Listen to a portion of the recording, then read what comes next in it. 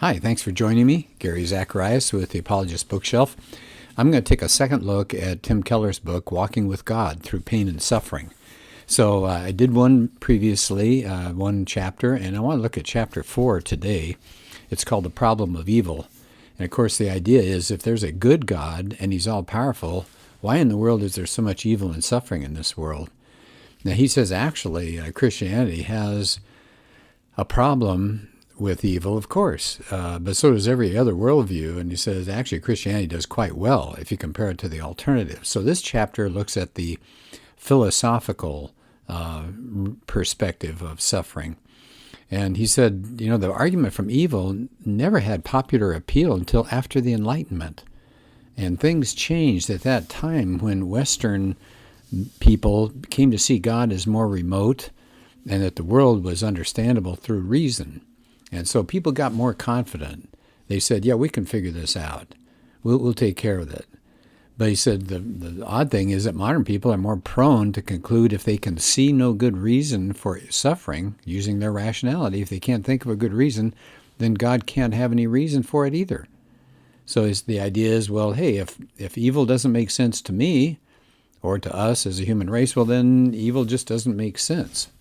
And of course, we've heard that a lot of times before. So now he gets into the section here. Up until the 1980s, he says, the argument against God from evil was considered to be just a slam dunk proof that the traditional God of the Bible couldn't exist. How could there be a God who would allow pain and suffering if he's all good and all powerful? He said, but, after the 80s, said actually it changed in the late 70s. Alvin Plantinga had a book called God, Freedom, and Evil. And over time it said that a logical argument against God existing because of pain and evil, he said that's actually gone away. And he quotes a philosopher, William Alston, who says that idea that evil somehow disproves the existence of God is now acknowledged, he says, on almost all sides to be completely bankrupt. So now they've got to come up with something else. What else are they going to say?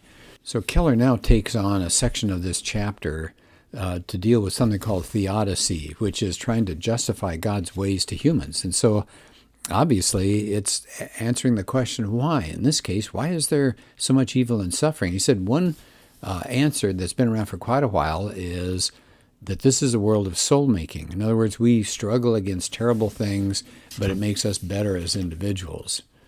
But he said, that's got actually some weaknesses to it. This says pain and evil don't appear in any way to be distributed according to soul-making need. So what's he saying here? Well, many people with bad souls don't have much adversity that they should have. And he said many people that have wonderful souls get all sorts of grief and all sorts of trouble that seems to go beyond what's necessary for spiritual growth.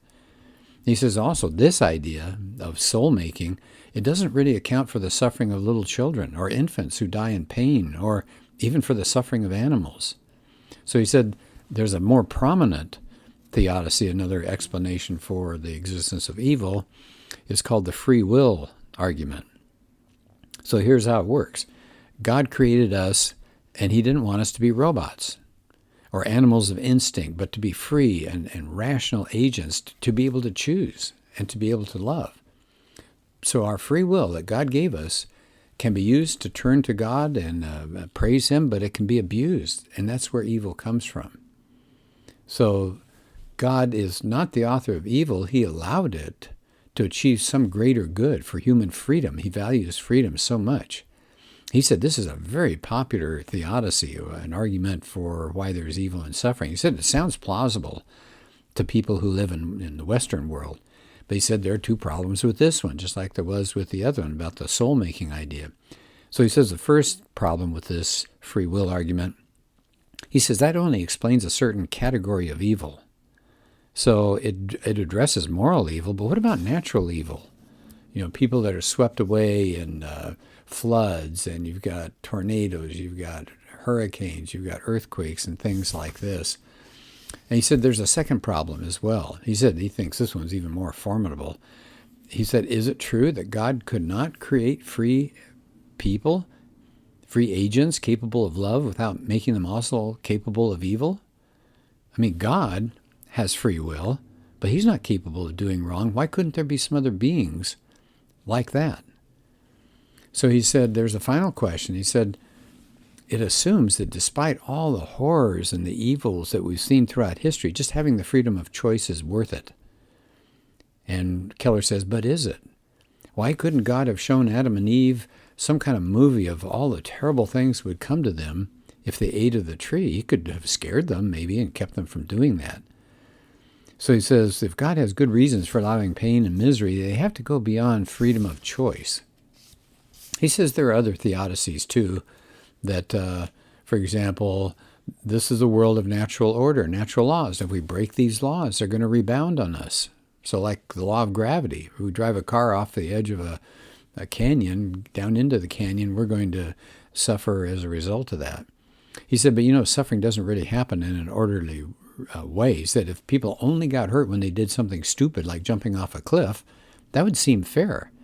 But we don't see that kind of fairness out there. And so to wrap this section up, Keller says, if you take all these various theodicies, they do account for some human suffering, but they always fall short.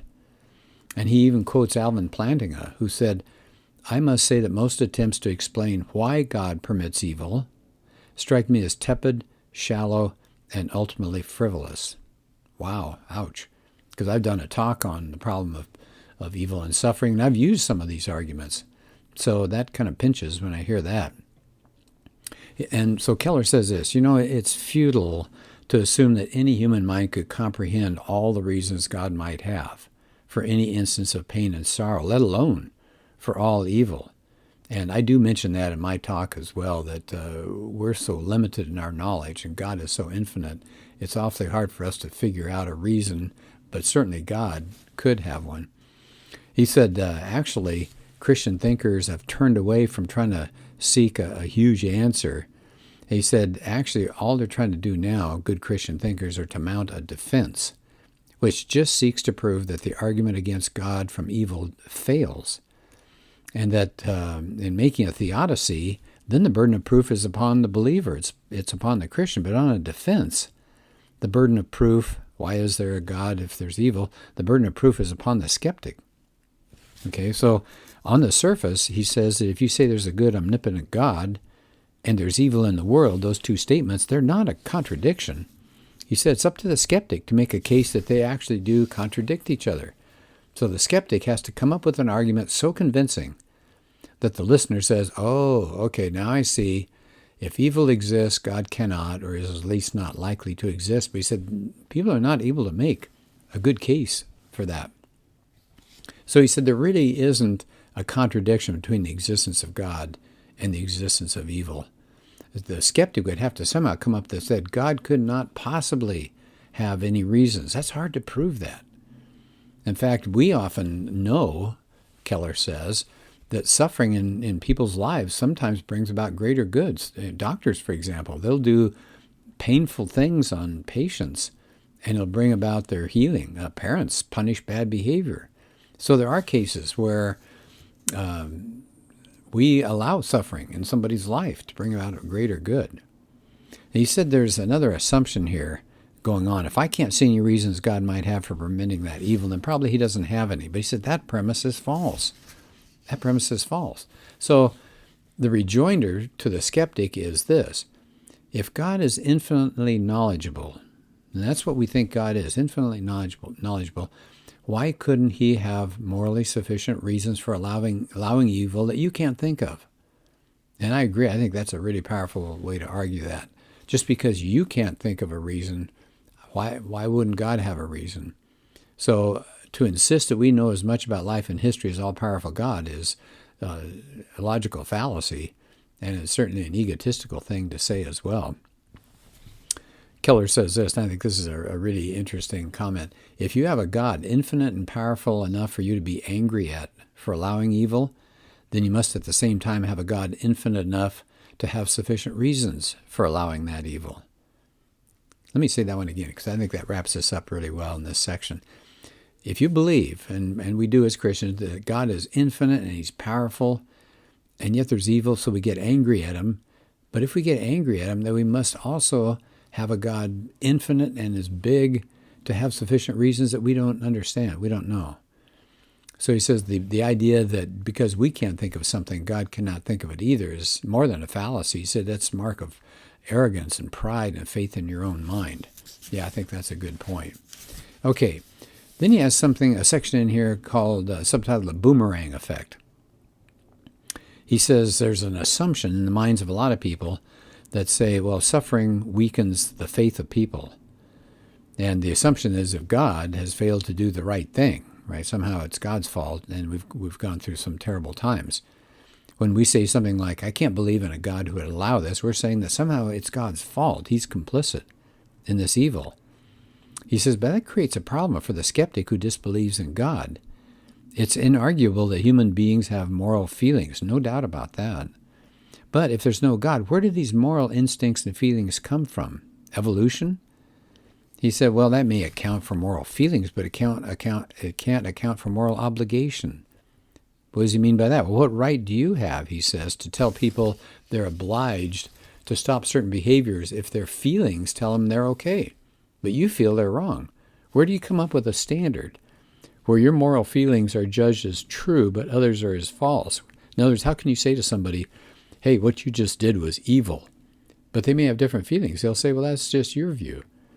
It's a problem, isn't it? The very basis for disbelief in God, this idea about evil, dissolves if there is no God.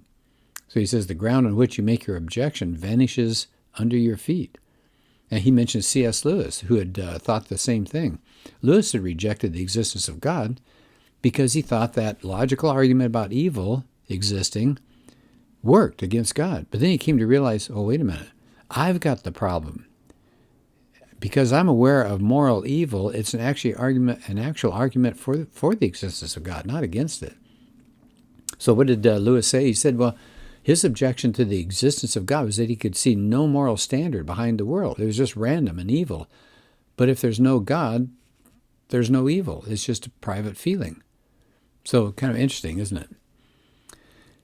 Plantinga says a secular way of looking at the world has no place for genuine moral obligation of any sort. And he also mentions A.N. Wilson, who is a writer and a critic. He abandoned Christianity when he was young, but he wrote an article later in life called Why I Believe Again, and he said what was crucial to him was reading things about the Wagner family, the great opera composer in Nazi Germany, and he showed that, whoa, you get a mad world by people who think that ethics are just a human construct. Yeah, pretty scary stuff. Let me move ahead here. He says in summary, he's got right at the end of this chapter, he says, the problem of senseless suffering doesn't go away if you abandon belief in God. See, that's huge, isn't it? And I mentioned that in my talk. If you say, well, the atheist objects to the Christian view of God existing when there's evil, okay, take God out of the equation. All right, imagine there's no God. What's the answer for the atheist? He has none. She has none. All they can say is, gee, it's too bad we're going through this. So he said that one more time, Keller is saying the problem of this senseless suffering doesn't go away if you toss out the idea of God. If there's no God, why have a sense of outrage and horror when anything bad happens to people? After all, violence and suffering and death are just natural phenomena. Get on with it. Don't worry about it. Violence is perfectly natural. So he says abandoning belief in God doesn't help with the problem of suffering. He said, in fact, and this will come up later chapters in his book, if you abandon belief in a God, it removes a lot of resources to face it. And then he ends his chapter with this powerful story about a woman. It's a woman's story. Her name is Mary. And she talks about growing up in a house of alcoholics, and the parents split. Her mom was terrible and did all sorts of things to her. She becomes a Christian at age 17, marries. The guy ends up violent and knocks her around. And so she goes to her dad as refuge for protection. The dad sexually abused her. And it just gets worse and worse. She marries a guy. Her kids, they have all sorts of severe illnesses and problems. They grow up and they get influenced by the world. One was schizophrenic. Another one became incarcerated. Her husband had strokes. The finances were in ruin. They lost their home. She said, I could barely speak to a therapist. And yet she says, God has not changed, but God is changing me. So I just wanted to read just the end part of this little story here. She said, what I discovered about heartaches and problems, especially the ones that are way beyond what we can handle, is that maybe those are the problems he does permit precisely because we cannot handle them or the pain and anxiety they cause, but he can. I think he wants us to realize that trusting him to handle these situations is actually a gift. His gift of peace to us in the midst of the craziness. Problems don't disappear and life continues, but he replaces the sting of those heartaches with hope, which has been an amazing realization. She said, I've come to believe that life will not always be as it is now. I even find more comfort in being able to stop focusing on all the heartache and focus on the one who will someday take heartache away completely and forever. And she ends by saying, hope does not come through a solution to the problem, but in focusing on Christ, who facilitates the change that she is seeing in her own life. How powerful is that? What a challenge to those of us that have not gone through some severe things. Amazing. Again, this is Tim Keller's book, Walking with God Through Pain and Suffering, a challenging book. Keller says, and I agree with him, that we should be prepared for pain and suffering. And if it's reading this book or other books, that's a great idea, because if we're in the middle of pain and suffering and then try to reason what's going on, it's awfully hard to get beyond the misery that we're going through. So that's a great suggestion, to think about these things and talk to other people and read some books and prepare ourselves, because we're all going to face awful things in our lives, unfortunately. Well, thank you so much for listening to this podcast. We'll do another one soon.